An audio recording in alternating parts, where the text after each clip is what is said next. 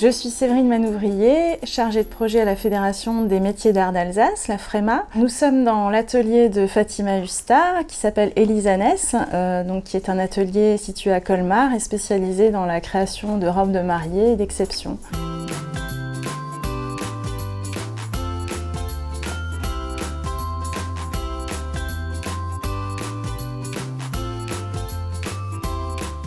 La FREMA a créé le dispositif de transmission de savoir-faire rare et d'excellence en 2006. Il permet chaque année à une dizaine de stagiaires de se former à un métier rare pour lesquels il n'existe pas de formation dans le circuit classique, du moins à l'échelle de la région. Donc il permet aux ateliers de former une main-d'œuvre qualifiée et de faire en sorte que certains métiers rares ne disparaissent pas et que les savoir-faire soient transmis de génération en génération.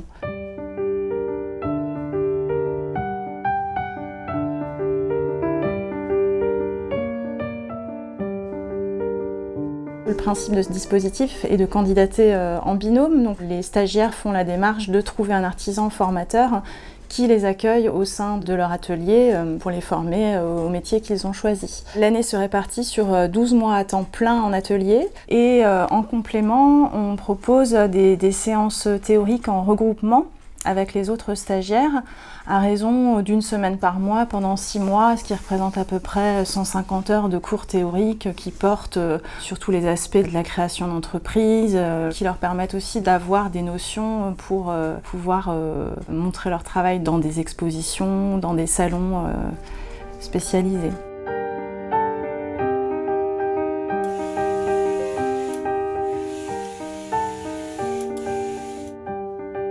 Je m'appelle Fatima Husta, je suis créatrice de robes de mariée à Colmar. Dans la robe de mariée, nous avons en fait commencé il y a à peu près 1 an et demi réellement. Nous avons ouvert en fait avec ma fille, Mélissa Calem, cet atelier. Avant, nous faisions en fait de la création, mais pas que de robes de mariée justement, mais on s'est spécialisé par la suite. On n'aimait pas trop ce qui se faisait actuellement, il y avait trop de robes, trop industrielles en fait. Et moi j'avais besoin de revenir un petit peu en arrière sur des belles matières, sur des traditions. C'est-à-dire moi quand j'étais enfant, j'ai eu la chance d'avoir ma maman qui m'a appris à broder. Nous venions d'Asie mineure, il y avait des traditions par rapport à des broderies, des crochets, des méthodes que l'on appelle le Hoya. Et ça, moi je les en fait transformés pour les utiliser plutôt que dans une nappe ou dans un accessoire, de le rajouter dans la robe de mariée en les rendant modernes quand même. Et depuis qu'on a commencé, nous en sommes à notre 3e collection.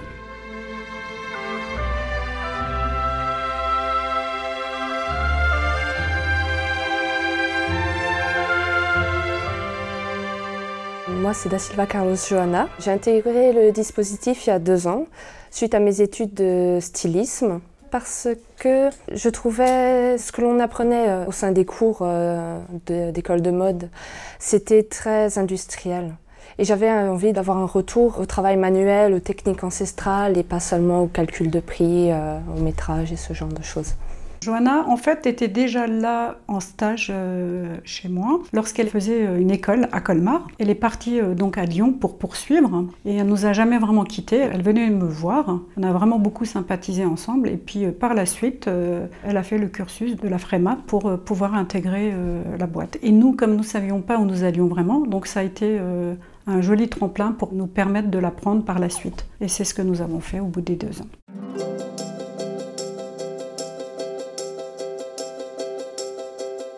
Ça a été une expérience très enrichissante. J'ai énormément appris sur tous les plans.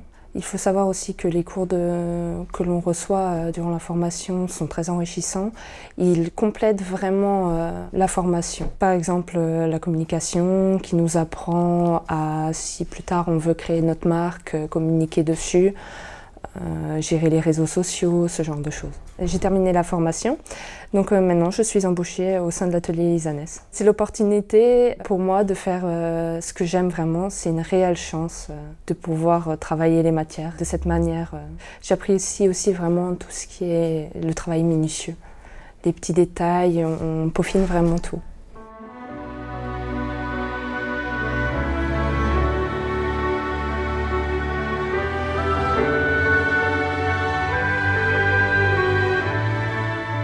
Pour pouvoir candidater, il faut en premier lieu avoir le statut de demandeur d'emploi au démarrage de la formation, puisque la formation n'est ouverte qu'aux demandeurs d'emploi. Il faut bien sûr montrer un certain intérêt pour les métiers d'art, voire avoir déjà une base technique en fait, puisque c'est pas une formation initiale.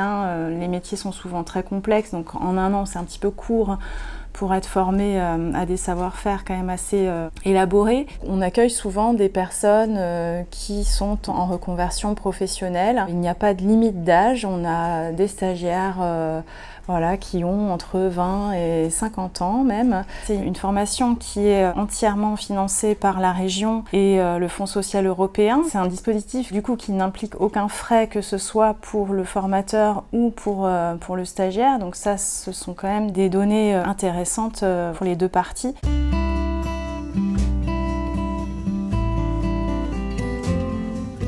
Les métiers d'art sont très nombreux. Après, le dispositif permet de former des stagiaires à des métiers comme le métier de dominotier, taxidermiste, ébéniste d'art.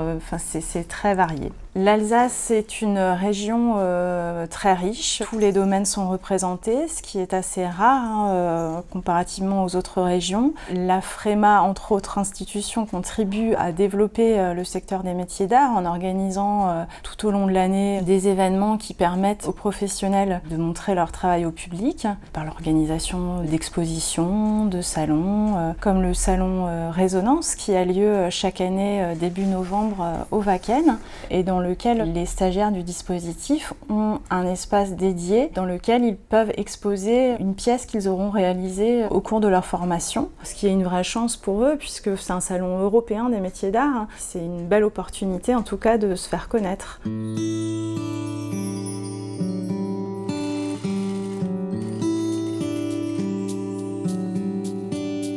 J'ai formé d'autres personnes, pas que par le biais de la FREMA, mais je ne sais pas ce qu'elles sont devenues. Tandis que là, c'est une formation qui est en continu quand même. Ça permet de voir vraiment ses compétences, son envie de continuer ou pas vraiment. En fait, mon but, c'est de me dire, je vais pouvoir transmettre aussi mon savoir. Et mon rêve, c'est que Mélissa, avec Johanna, puisse continuer par la suite. Voilà, c'est une transmission.